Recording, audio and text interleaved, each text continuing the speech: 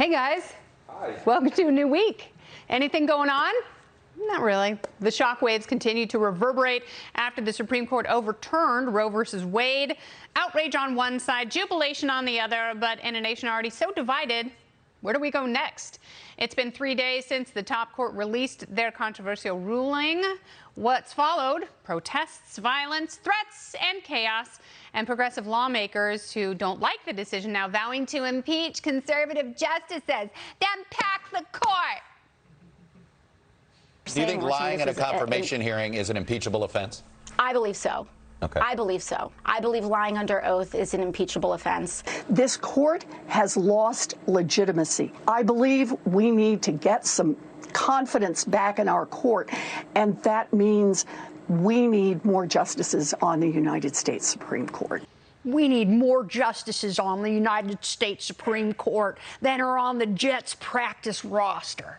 But while Democrats scream from the rafters, voters say the ruling may not really affect the November midterms. Could that be? Watch this. If it does affect the midterms, it'll be nominal. You absolutely have to support the candidates that make sure that women's rights are protected. I think people who are pro-life are already Republican and people who are quote-unquote pro-choice are already Democrat. I don't think it's going to really change that many people's votes. So how seismic of a decision was this, and how might it play out? What does it mean to play us out in the long run? Let's get into it with tonight's party panel. We've got New York Post columnist and the Spectator USA contributor, Carol Markowitz. Yes, indeed. We've got Democrat strategist, radio host, and Fox News contributor. She is in Bruin Yellow in front of Bruin Blue. Leslie Marshall, I approve, and host of the Radical with Shane Hazel podcast, and Georgia Libertarian gubernatorial candidate Shane Hazel is back. Excellent work, everyone. I'm just saying that as though we were in a time machine. Like, great job, panel. What a wonderful discussion. Let's start it. So, Carol, I'm kind of relieved that the reactions weren't as bad as they would have been. I think if this decision had come down and been a surprise, if the pump hadn't already been primed in May, do you think it would have been worse if there hadn't been the leak?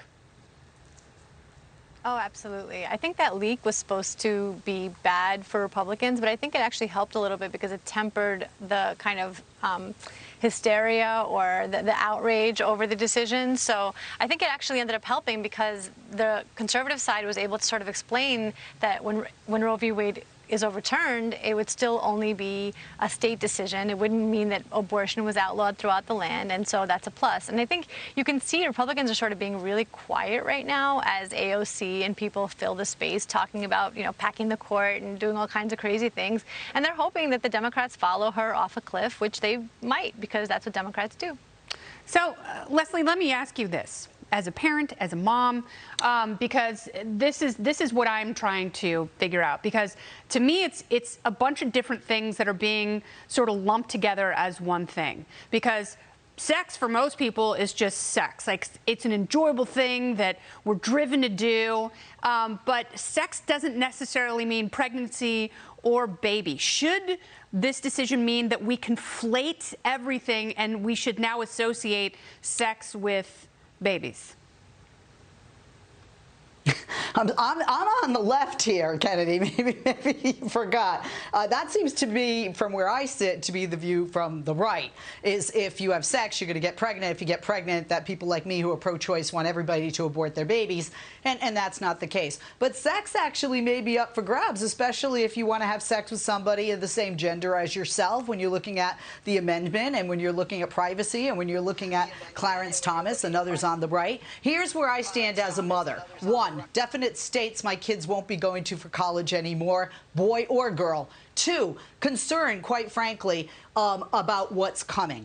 And not just 26 states and counting, but what happens if the whispers are true that Republicans they get control of the House and the Senate and then the White House 4 years from now, or sorry, 2.5 years from now. What will happen then? Because they're talking about a federal ban, and as you know, federal trumps state, and then all the people that say, you live in California, you can't get an abortion any time, that won't be the case. in all of our 50 states. That concerns me. Same-sex marriage, same-sex sex, contraception, the list goes on, are concerns for me and others in my party. I thought that you would be for same-sex marriage and contraception. You're really blowing my. So you're against those? I'm for it. I am for it. I am not for them. that right being stripped, and that is a danger. Yeah, but it was interesting because Leslie, I will give you that.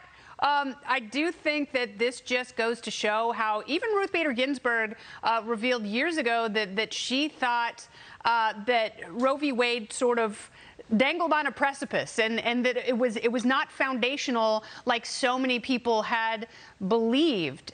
So that's one thing, but they cannot take back gay marriage and they cannot take away contraception. I will stand in the way of those two bullet trains, Shane. Hang on.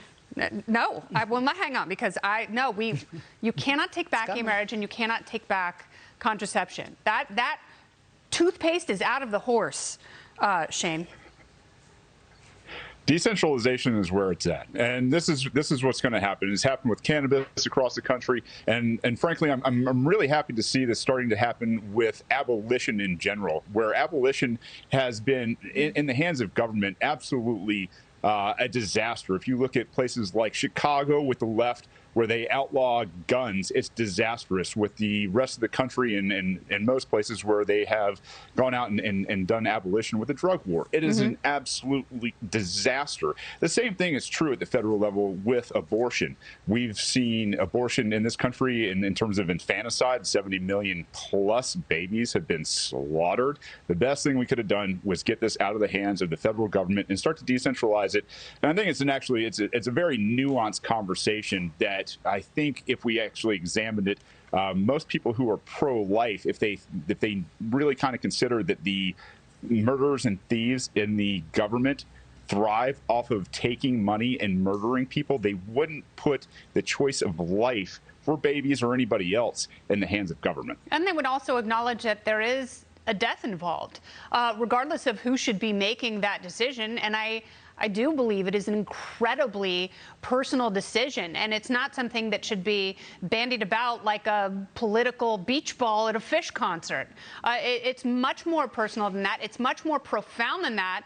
And frankly, I think both sides have been incredibly irresponsible here. And you know, one of the responses that I've seen, people glamorizing it, it's offensive and it's wrong, and it's not the way we should be talking about it, regardless of how fundamentally sacred those conversations are between a woman and her doctor. Sorry, but I do believe in this case just about everybody has it wrong, and it's ended up in the wrong place. And you know, you say abolition, I say prohibition. Whenever you have prohibition, it backfires. This is what happens. And I don't think the country should be torn apart for good over abortion. But, you know, people never cease to amaze me, especially when they're incredibly emotional.